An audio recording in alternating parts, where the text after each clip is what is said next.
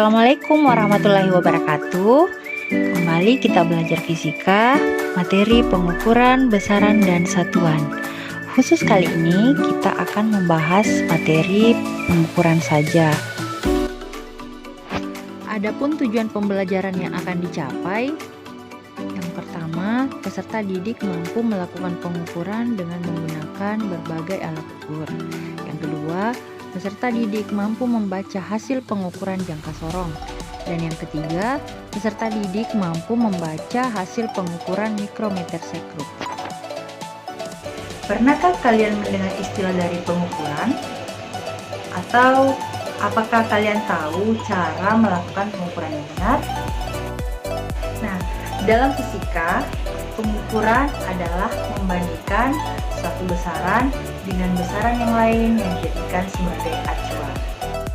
Dalam pengukuran, selalu timbul yang namanya ketidakpastian. Karena faktor apa? Karena adanya keterbatasan alat ukur atau ketidakmampuan instrumen membaca skala terkecil yang ditunjukkan. Sekarang kita masuk di instrumen pengukur besaran. Besaran yang pertama adalah besaran panjang. Alat yang biasa kita gunakan untuk pengukuran besaran panjang adalah mistar. Mistar memiliki NST 0,1 cm atau 1 mm. Adapun fungsi dari mistar adalah untuk mengukur panjang suatu benda.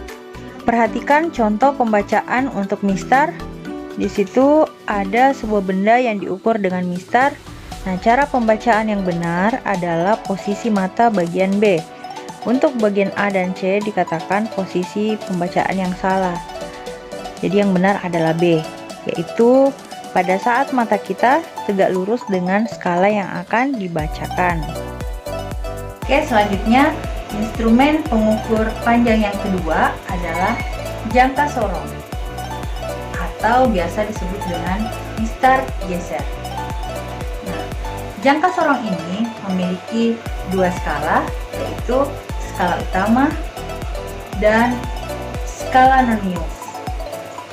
Adapun fungsi dari jangka sorong ini adalah untuk mengukur diameter dalam, untuk mengukur diameter luar sebuah benda, dan untuk mengukur kedalaman sebuah benda.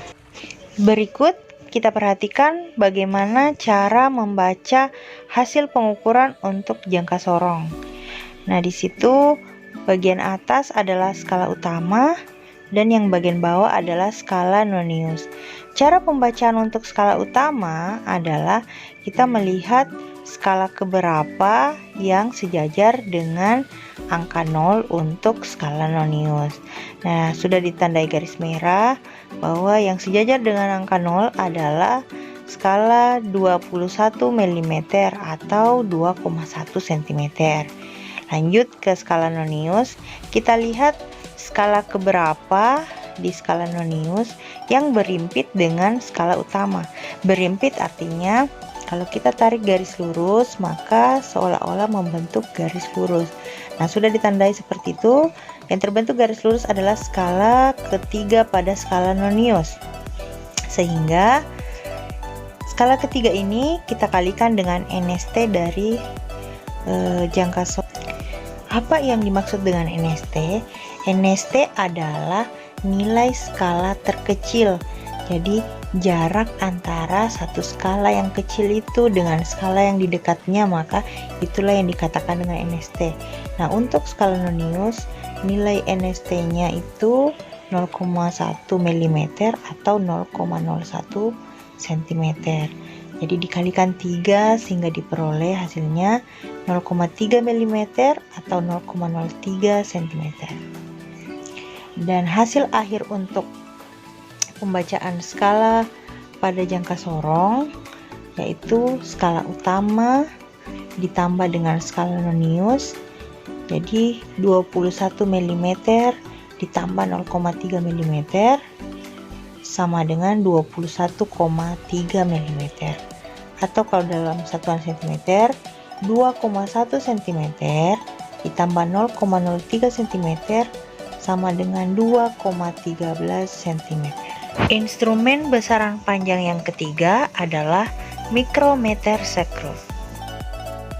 Lanjut di bagian-bagian mikrometer sekrup. Yang paling ujung yaitu poros tetap, yaitu poros yang tidak bergerak. Kemudian poros geser, poros yang bisa digerakkan ke depan dan ke belakang. Kemudian skala utama, jadi dalam satuan milimeter. Skala nonius atau skala putar. Kemudian pemutar, pengunci, raset, dan frame berbentuk U. Selanjutnya perhatikan untuk pembacaan mikrometer sekrup. Jadi mikrometer sekrup ini terdiri atas dua skala, yaitu skala utama yang sebelah kiri yang horizontal dan skala nonius yang sebelah kanan atau vertikal. Nah, cara pembacaan untuk skala utama, diperhatikan skala-skala bagian atas ada 0, 1, 2, 3, 4, dan seterusnya. Dan untuk skala yang di bawah, itu bernilai setengah dari yang di atas, yaitu 0,5, 1,5, 2,5, 3,5, dan 4,5. Nah, untuk menentukan hasil pengukuran pada skala utamanya, kita lihat skala yang paling dekat dengan skala nonius, yaitu berada pada skala 4,5. Jadi untuk skala utama ditunjukkan angka 4,5 dalam satuan milimeter.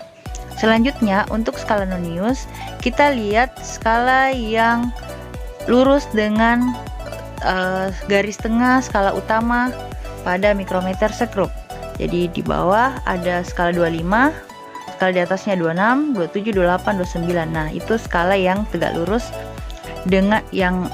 dengan garis tengah dari skala utama untuk mikrometer sekrup.